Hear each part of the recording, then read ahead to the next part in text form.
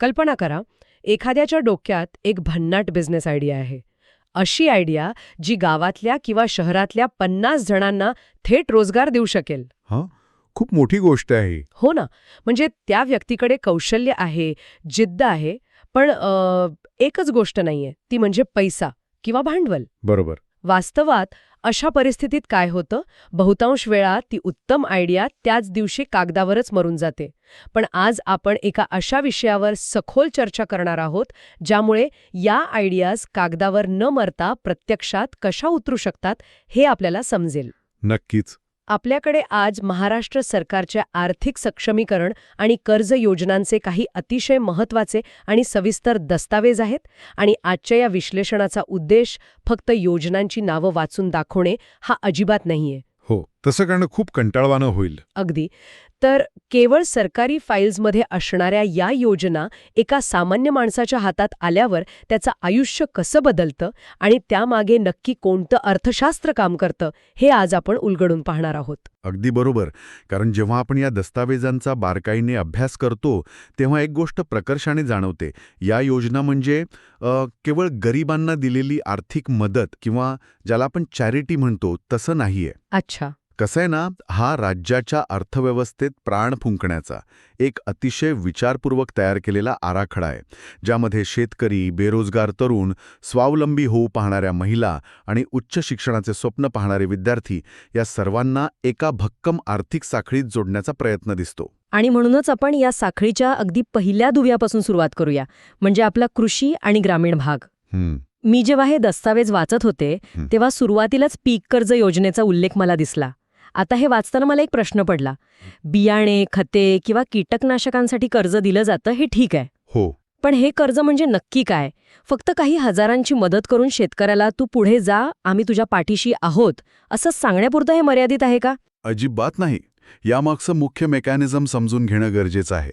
शेती हा असा व्यवसाय आहे जिथे वेळ ही सर्वात महत्वाची गुंतवणूक असते. वेळ म्हणजे पावसाळ्याच्या आधीची तयारी. अगदी तसंच. समजा पाऊस सुरू झाला आहे, पण शेतकऱ्याकडे बियाणे आणि खते विकत घेण्यासाठी रोख रक्कम नाही. अशा वेळी जर त्याला वेळेवर भांडवल मिळालं नाही तर त्याचा संपूर्ण हंगामच वाया जातो. बापरे, म्हणजे सगळी मेहनतच वाया. हो ना. पीक कर्ज हे त्याला पावसाळा सुरू होण्याआधीच आर्थिकदृष्ट्या सज्ज करतं. हे कर्ज म्हणजे प्रत्यक्ष रणांगणात उतरण्यापूर्वी त्याच्या हातात योग्य हत्यारे देण्यासारखं आहे. वेळेवर मिळालेला पैसा हा पिकाच्या उत्पादकतेवर थेट परिणाम करतो. पण इथेच एका गोष्टीवर मला थोडं आश्चर्य वाटलं. या दस्तावेजांमध्ये एक नोंद आहे की जर शेतकऱ्याने या कर्जाची वेळेत परतफेड केली तर त्याला व्याजामध्ये विशेष सवलत मिळते. हां, बरोबर. आता मला सांगा, बँकेच्या दृष्टिकोनातून विचार केला तर बँक आपलं व्याज का सोडेल? यात बँकेचं तर नुकसान आहे ना. मग सरकार किंवा बँका ही सवलत का देतायत? हा अर्थशास्त्रातील अतिशय महत्वाचा आणि रंजक भाग आहे. वरवर पाहता असं वाटतं की बँक व्याज सोडून नुकसान करून घेत आहे, पण तसं नसतं. या व्याजाच्या सवलतीमागे एक अतिशय सखोल असं बिहेवियरल इकॉनॉमिक्स म्हणजे मानवी वर्तणुकीचे अर्थशास्त्र दडलेलं आहे. अच्छा, म्हणजे हे मुद्दाम डिझाईन केलेलं आहे. हो. जेव्हा सरकार म्हणतं की तुम्ही मुद्दाम वेळेवर भरा, आम्ही व्याज माफ करू किंवा कमी करू, तेव्हा शेतकरी तो पैसा वेळेत परत करण्यासाठी प्रवृत्त होतो. यामुळे दोन गोष्टी साध्य होतात. पहिली म्हणजे शेतकरी गावकडच्या सावकारांच्या जाचातून कायमचा बाहेर पडतो आणि अधिकृत बँकिंग प्रणालीशी जोडला जातो. अगदी. आणि दुसरी सर्वात महत्वाची गोष्ट म्हणजे त्याचा क्रेडिट इतिहास किंवा सिबिल स्कोअर तयार होतो. बँकांसाठी ही माहिती सोन्यासारखी असते. म्हणजे उद्या त्याला ट्रॅक्टर घ्यायचा असेल तर? बरोबर. जेव्हा तोच शेतकरी उद्या ट्रॅक्टर घेण्यासाठी किंवा शेतात सिंचनाचा एखादा मोठा प्रकल्प उभा करण्यासाठी बँकेकडे जातो, तेव्हा बँक त्याचा हा जुना रेकॉर्ड पाहते. हा माणूस वेळेवर कर्ज फेडतो, हा विश्वास त्या व्याजाच्या सवलतीतून निर्माण झालेला असतो. क्या बात आहे. म्हणजे ही सवलत केवळ पैशांची बचत नसून ती शेतकऱ्याला दीर्घकालीन आर्थिक शिस्त लावते. नक्कीच. आणि भविष्यातील मोठ्या प्रगतीचा मार्ग मोकळा करते. हे खरंच खूप लॉजिकल आहे. म्हणजे तात्पुरता फायदा देऊन दीर्घकालीन शिस्त लावणे. आता शेतीच्या संदर्भात या दस्तावेजांमध्ये पशुपालन आणि दुग्ध व्यवसायावर खूप मोठी चर्चा आहे. गायी म्हशी खरेदी करणे, गोठा बांधणे यासाठी खास कर्जाच्या तरतुदी आहेत. हो. दुग्ध व्यवसाय हा खूप महत्वाचा कणा आहे. पण शेतीवर फोकस असताना अचानक या गोठ्यांकडे किंवा दुग्ध व्यवसायाकडे एवढं लक्ष का वळवलं आहे? कारण केवळ शेतीवर अवलंबून राहणं हे ग्रामीण अर्थव्यवस्थेसाठी खूप जास्त जोखमीचं असतं. आपल्याला निसर्गाचा लहरीपणा माहीत आहेच, कधी दुष्काळ तर कधी अतिवृष्टी. खरंय. अशा वेळी जेव्हा पीक हातातून जातं तेव्हा शेतकऱ्याच्या घरात रोजचा खर्च भागवण्यासाठी काहीच उरत नाही. याला अर्थशास्त्रात रिस्क डायव्हर्सिफिकेशन म्हणजे धोका विभागणे म्हणतात. म्हणजे एकाच टोपलीत सर्व अंडी न ठेवण्यासारखं. बरोबर. पाऊस पडो व न पडो, दूध उत्पादन चालूच राहतं. त्यामुळे दुग्ध व्यवसाय हा कुटुंबाला दररोज किंवा दर आठवड्याला हमखास कॅश फ्लो देणारा मार्ग बनतो. हां, रोजचे पैसे हातात येतात. आणि यात आणखी एक मोठी गोष्ट घडते. जेव्हा गावात 10 जण दुग्ध व्यवसाय सुरू करतात तेव्हा तिथे दूध संकलन केंद्र उभं राहतं. ते दूध शहरात नेण्यासाठी वाहतूक व्यवस्था लागते. जनावरांच्या खाद्याची दुकाने सुरू होतात. म्हणजे एका कर्जातून संपूर्ण गावात रोजगार निर्माण करणारी एक छोटी अर्थव्यवस्था उभी राहते. अगदी बरोबर. हे ऐकायला खूप छान वाटतंय. शेतकरी हा फक्त अन्नदाता न राहता तो एक मायक्रो ऑन्टरप्रेन्युअर म्हणजे सूक्ष्म उद्योजक बनतो. पण आता आपण या पारंपरिक अर्थव्यवस्थेकडून थोडं पुढे जाऊया. नक्कीच. ती करणार नाही. अनेकांना स्वतःचा एखादा मॅन्युफॅक्चरिंग प्लांट किंवा सेवा क्षेत्रात उद्योग सुरू करायचा असतो. हो, आजकाल तरुणांच्या आकांक्षा खूप मोठ्या आहेत. बरोबर. आणि त्यांच्यासाठी या फाईल्समध्ये मुख्यमंत्री रोजगार निर्मिती योजना याचा सविस्तर आराखडा दिला आहे. होय, ही योजना राज्याच्या औद्योगिक भविष्यासाठी अतिशय महत्त्वाची आहे. ज्या तरुणांकडे कौशल्य आहे पण स्वतःचे भांडवल नाही, त्यांच्यासाठी हे डिझाईन केलं गेलं आहे. उत्पादन आणि सेवा क्षेत्रासाठी बँक यात मोठ्या रकमेचे कर्ज देते. पण इथे बँकेची कर्ज देण्याची पद्धत थोडी वेगळी असते. हो, त्या पद्धतीवरच मला यायचं होतं. यात स्पष्ट लिहिलंय की कर्जासाठी अर्ज करताना एक सविस्तर प्रकल्प अहवाल किंवा प्रोजेक्ट रिपोर्ट सादर करणे बंधनकारक आहे. मला सांगा, हे थोडं लालफितशाहीसारखं नाही का वाटत? आधीच त्या तरुणाकडे पैसे नाहीत, त्यात त्याला या एवढ्या जाडजूड फाईल्स आणि कागदपत्रांच्या कचाट्यात का पाडलं जातं? वरवर पार पाहतो कागदपत्रांचा ढिगारा वाटू शकतो, पण प्रत्यक्षात तो एक अत्यंत गरजेचा फिल्टर आहे. फिल्टर? तो कसा? बघा, जेव्हा एखादा तरुण आपला व्यवसाय सुरू करू पाहतो तेव्हा तो अनेकदा फक्त नफ्याची स्वप्न पाहत असतो. पण जेव्हा त्याला हा प्रकल्प अहवाल बनवायला लागतो तेव्हा त्याला वास्तवाचे भान येते. त्याला बाजारातील स्पर्धा, कच्च्या मालाचा खर्च, मार्केटिंगची रणनीती आणि संभाव्य धोके या सर्वांचा ताळेबंद मांडावा लागतो. अच्छा, आता मला लिंक लागतेय. म्हणजे हा प्रकल्प अहवाल एका नकाशासारखा आहे. अगदी. सरकार किंवा बँक तुमच्या हातात थेट गाडीच्या चाव्या देत नाहीये, तर आधी तुम्ही कोणत्या मार्गाने जाणार आहात, कुठे वळण घेणार आहात आणि गाडीत पुरेसे इंधन आहे की नाही याचा संपूर्ण रोडमॅप ते पाहू इच्छितात. अगदी अचूक. आणि यामुळे होतं काय की जे लोक खरोखरच गंभीर आहेत, ज्यांनी बाजाराचा अभ्यास केला आहे, तेच लोक या प्रक्रियेत टिकतात. बँकेलाही खात्री वाटते की आपला पैसा एका सुरक्षित आणि विचारपूर्वक आखलेल्या प्लॅनमध्ये गुंतवला जात आहे. बरोबर. आणि या योजनेतला दुसरा सर्वात मोठा आणि कदाचित सर्वात आकर्षक शब्द म्हणजे अनुदान किंवा सबसिडी. हो, हा खूप महत्त्वाचा मुद्दा आहे. दस्तावेजानुसार, व्यवसायाच्या प्रकारानुसार सरकार कर्जावर काही टक्के अनुदान देते. पण इथे मी थोडा संशयवादी विचार मांडू इच्छिते. हे अनुदान म्हणजे एका अर्थाने मोफत दिलेले पैसेच आहेत ना? आणि जेव्हा आपण उद्योगात मोफत पैसे वाटतो तेव्हा उद्योजक आळशी किंवा बेफिकीर बनत नाहीत का? तुमचा संशय रास्त आहे, पण या अनुदानाचं गणित तसं काम करत नाही. हे अनुदान म्हणजे बँकेत जमा झालेले मोफत पैसे नाहीत, जे कुणीही वैयक्तिक खर्चासाठी वापरू शकतं. मग ते काम कसं करतं? हे समजून घेण्यासाठी आपल्याला व्हॅली ऑफ डेथ ही व्यवसायातली एक संकल्पना समजून घ्यावी लागेल. कोणताही नवीन व्यवसाय सुरू केल्यावर पहिली 1-2 वर्ष नफा हा शून्यावर असतो किंवा व्यवसाय तोट्यात चालतो. हो, सुरुवातीला स्ट्रगल असतोच. पण बँकेच्या कर्जाचा हफ्ता मात्र पहिल्याच महिन्यापासून सुरू होतो. बापरे, हा खरोखरच खूप मोठा मानसिक ताण असू शकतो. अगदी. आणि याच तणामुळे अनेक चांगले व्यवसाय पहिल्या 2 वर्षातच बंद पडतात.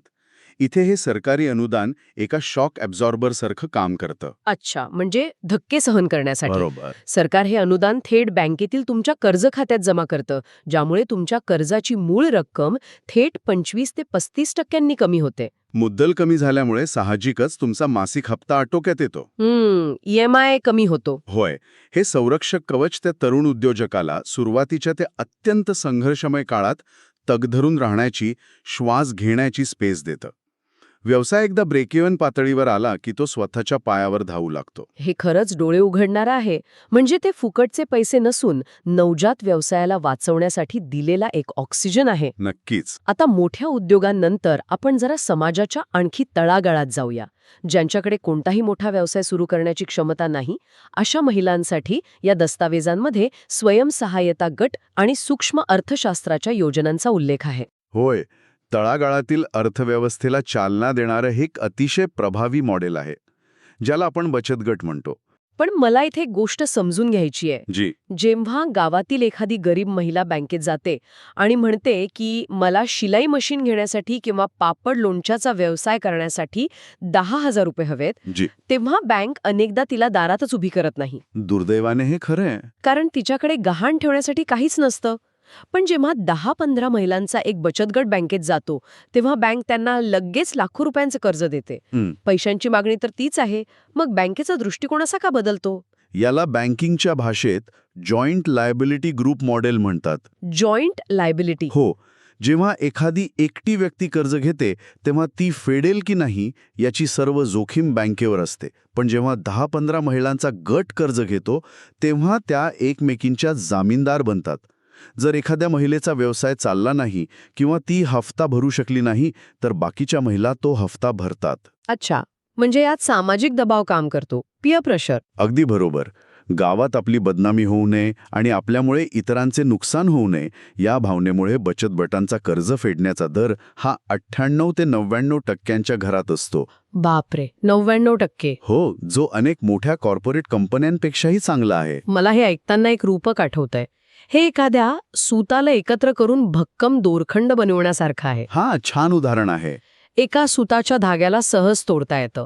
म्हणजे एकटी महिला कदाचित आर्थिक अडचणींपुढे कोसळेल, पण जेव्हा अनेक धागे एकत्र विणले जातात तेव्हा तो दोरखंड एवढा भक्कम होतो की तो जहाजालाही किनाऱ्यावर बांधून ठेवू शकतो. हा गट त्यांना ती संस्थात्मक ताकद देतो. हे रूपक अतिशय चपखल आहे. आणि याचं सर्वात मोठं फळ काय मिळतं माहितीये? जागतिक पातळीवर हे सिद्ध झाले की जेव्हा तुम्ही एका महिलेच्या हातात पैसा देता आणि ती आर्थिकदृष्ट्या स्वावलंबी बनते तेव्हा तो पैसा व्यसनात किंवा उधळपट्टीवर खर्च होत नाही. हो, त्या पैशाचा विनियोग कुटुंबासाठीच होतो. अगदी बरोबर. ती महिला तो पैसा आपल्या कुटुंबाच्या आरोग्यासाठी, मुलांना चांगलं अन्न देण्यासाठी आणि त्यांच्या शिक्षणासाठी गुंतवते. म्हणजे एका महिलेच्या सक्षमीकरणातून केवळ तिची नाही तर संपूर्ण पुढच्या पिढीची प्रगती होते. नक्कीच. याचबरोबर समाजातल्या इतर मागास आणि वंचित घटकांसाठीही विविध महामंडळांच्या योजना यात आहेत, ज्या त्यांना मुख्य प्रवाहात आणण्याचं काम करतात. आता तुम्ही पुढच्या पिढीचा आणि शिक्षणाचा उल्लेख केलाच आहे, तर आपण आपल्या पुढच्या टप्प्याकडे जाऊया. रोजगाराचे आणि पोटापाण्याचे प्रश्न सुटल्यानंतर माणसाच्या जीवनात दीर्घकालीन गुंतवणुकीचे 2च मोठे मार्ग उरतात. शिक्षण आणि घर. अगदी बरोबर. एक म्हणजे शिक्षण आणि दुसरं म्हणजे स्वतःचा हक्काचं घर. आणि या दस्तावेजांमध्ये शैक्षणिक कर्ज आणि गृहनिर्माण कर्ज या दोन्हीसाठी तरतुदी आहेत. होय, आजकाल उच्च शिक्षण, विशेषतः वैद्यकीय, अभियांत्रिकी किंवा परदेशातील शिक्षण अत्यंत खर्चिक झालंय. हुशार विद्यार्थ्यांची स्वप्ने केवळ पैशांअभावी अपूर्ण राहू नयेत यासाठी शैक्षणिक कर्ज योजना आहेत. पण या शैक्षणिक कर्जाच्या रचनेत मला एक मोठा विरोधाभास जाणवतो. एरवी आपण पाहिलं की बँक पहिल्या दिवसापासून हप्ता सुरू करते. पण शैक्षणिक कर्जाच्या बाबतीत दस्तावेजांमध्ये नमूद आहे की शिक्षण पूर्ण होईपर्यंत आणि नोकरी लागेपर्यंत कर्जाची परतफेड सुरूच होत नाही, ज्याला मोरेटोरियम पिरियड म्हणतात. बँक अचानक एवढ्या दयाळू कशा काय झाल्या?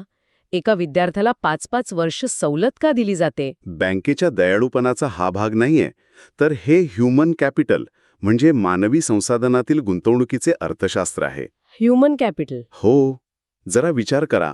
जर एका इंजिनिअरिंग किंवा मेडिकलच्या विद्यार्थ्यावर शिक्षण घेत असतानाच दरमहा 10,000चा हप्ता भरण्याची सक्ती केली तर काय होईल? तो साहजिकच कुठेतरी पार्ट टाइम नोकरी करेल, काहीतरी छोटी मोठी कामं करेल. बरोबर. आणि त्यामुळे त्याचे मुख्य अभ्यासावरून लक्ष उडेल. तो त्याचे कौशल्य पूर्ण क्षमतेने विकसित करू शकणार नाही. परिणामी तो एक सामान्य किंवा अर्धवट ज्ञान असलेला व्यावसायिक बनेल. त्याची गुणवत्ता घसरेल. नक्कीच. पण जेव्हा त्याला कर्जाचे हप्ते भरण्याची चिंता नसते तेव्हा तो त्याचे 100% लक्ष उच्च दर्जाचं शिक्षण घेण्यावर केंद्रित करू शकतो. राज्याची आणि बँकेची ही दीर्घकालीन रणनीती असते. अच्छा, म्हणजे हा लॉंग टर्म प्लॅन आहे. हो, कारण जेव्हा तो विद्यार्थी उच्च शिक्षित होऊन बाहेर पडतो तेव्हा तो एका सामान्य नोकरीपेक्षा कितीतरी पटीने जास्त पगार घेतो. तो वेळेत कर्जही फेडतो आणि भविष्यात अधिक टॅक्स भरून देशाच्या अर्थव्यवस्थेलाही मोठा हातभार लावतो. म्हणजे आधी माणसाची क्षमता विकसित करण्यासाठी त्याला मोकळीक द्या आणि मग परतावा मिळवा. हे खरोखरच एका प्रगल्भ व्यवस्थेचं लक्षण आहे. होय. अगदी घर खरेदीसाठी मिळणाऱ्या कर्जाच्या बाबतीतही हेच लागू पडतं.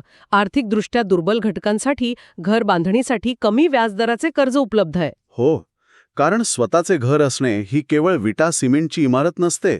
ती एका माणसाला आणि त्याच्या कुटुंबाला एक प्रचंड मोठी मानसिक सुरक्षितता देते. Psychological security. अगदी बरोबर. जेव्हा माणसाला उद्या राहायचे कुठे याची चिंता नसते तेव्हा तो त्याच्या कामावर अधिक लक्ष केंद्रित करू शकतो. त्याची उत्पादकता वाढते. चला, आतापर्यंत आपण खूप छान थिअरी बघितली. आपण अर्थशास्त्र समजून घेतलं, मानसशास्त्र समजून घेतलं. पण आता जरा जमिनीवर येऊया. हां, प्रॅक्टिकल गोष्टींवर. हो, कारण प्रत्यक्ष कार्यवाही करताना अनेकांना घाम फुटतो. या योजना कागदावर किती चांगल्या असल्या तरी सामान्य माणसाला त्या मिळवण्यासाठी अनेकदा सरकारी कार्यालयांचे उंबरठे झिजवावे लागतात. मध्यस्थांना किंवा एजंटांना पैसे द्यावे लागतात. या दस्तावेजांमध्ये या समस्येवर काही उपाय आहे का? हा एक अतिशय रास्त प्रश्न आहे. पूर्वीच्या काळी माहितीचा अभाव ही सर्वात मोठी अडचण होती. पण आता या फाईल्समध्ये स्पष्टपणे डिजिटल पारदर्शकता यावर भर दिलेला दिसतो. म्हणजे ऑनलाईन प्रक्रिया. हो, शासनाची अधिकृत ऑनलाईन पोर्टल्स आणि गाव पातळीवर पोचलेली महा-ई सेवा केंद्रे यामुळे ही संपूर्ण प्रक्रिया आता मध्यस्थांशिवाय पूर्ण करता येते. म्हणजे हा कागदपत्रांचा जो खेळ आहे, जसे की आधार कार्ड, पॅन कार्ड, उत्पन्नाचा दाखला, रहिवासी प्रमाणपत्र आणि आपण मगाशी बोललो तो प्रकल्प अहवाल, हे सगळं एखाद्या कोड्यासारखं वाटतं. पण आता हे सगळं ऑनलाईन असल्यामुळे ते कोडं सोडवणं सोपं झालंय. नक्कीच. आता कोणाच्याही वशिल्याची किंवा ओळखीची गरज उरलेली नाही. तुम्ही स्वतः पोर्टलवर जाऊन माहिती घेऊ शकता. कोणती कागदपत्रे लागतील हे तिथे स्पष्ट दिलेले असते. अगदी महा-ई सेवा केंद्रात जाऊन तुम्ही थोड्याशा फीमध्ये हा फॉर्म भरू शकता आणि तुमची फाईल आता कोणत्या टेबलवर आहे हे मोबाईलवर ट्रॅक करू शकता. यामुळे प्रशासनात एक पारदर्शकता आली आहे. आणि या सगळ्या प्रक्रियेत सर्वात महत्त्वाची अट जी दस्तावेजांमध्ये पुन्हा पुन्हा हायलाईट केली आहे ती म्हणजे कर्जाची वेळेवर परतफेड. होय, कारण शेवटी या सगळ्या योजनांचा डोलारा एकाच विश्वासावर उभा आहे की घेतलेला पैसा परत येईल आणि तोच पैसा दुसऱ्या गरजूला देता येईल. बरोबर. जर तुम्ही हप्ते चुकवले तर तुम्हाला अनुदानाचा लाभ मिळतोच नाहीच, पण तुमचा मार्ग भविष्यात कायमचा बंद होतो. त्यामुळे हा केवळ बँकेचा नियम नसून ती एक वैयक्तिक आर्थिक जबाबदारी आहे. तर आता आपण या सखोल विश्लेषणाच्या अंतिम टप्प्यात आलो आहोत. आपण जर थोडक्यात मागे वळून पाहिलं तर पावसाळ्याआधी शेतकऱ्याला मिळणाऱ्या बियाण्यांच्या कर्जापासून ते एका तरुणाच्या स्वतःच्या फॅक्टरीपर्यंत, महिलांच्या बचत गटांनी विणलेल्या भक्कम अर्थव्यवस्थेपासून ते विद्यार्थ्यांच्या शिक्षणातील गुंतवणुकीपर्यंत आणि माणसाच्या हक्काच्या घरापर्यंत एक गोष्ट अत्यंत स्पष्टपणे समोर येते. ती म्हणजे या योजना केवळ कागदी वाघ नाहीत. जर योग्य माहिती असेल आणि योग्य वेळी प्रक्रिया पूर्ण केली तर त्यातून खऱ्या अर्थाने आर्थिक क्रांती घडू शकते. अगदी बरोबर. आणि सर्वात महत्त्वाचं म्हणजे या योजनांचे मूळ हे मानवी क्षमतेवर विश्वास ठेवण्यात आहे, जे आपण आजच्या विश्लेषणातून पाहिले. नक्कीच.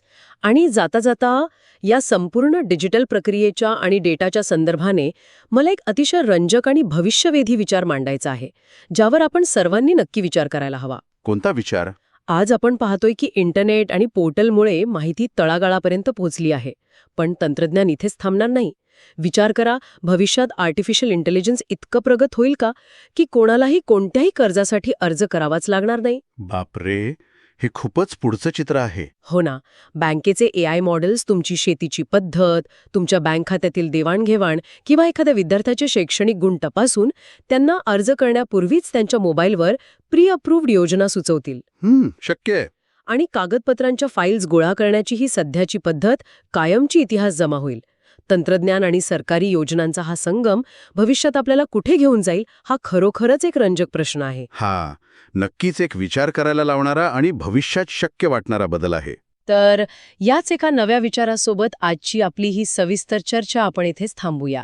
स्वप्नांना सत्यात उतरवणाऱ्या या आर्थिक प्रवासाचे हे विश्लेषण नक्कीच सर्वांसाठी एक नवी दिशा दाखवणारे ठरेल. पुन्हा भेटूया अशाच एका नव्या आणि माहितीपूर्ण विषयावर चर्चा करण्यासाठी. तोपर्यंत नवीन गोष्टी शिकत रहा आणि शोध घेत रहा.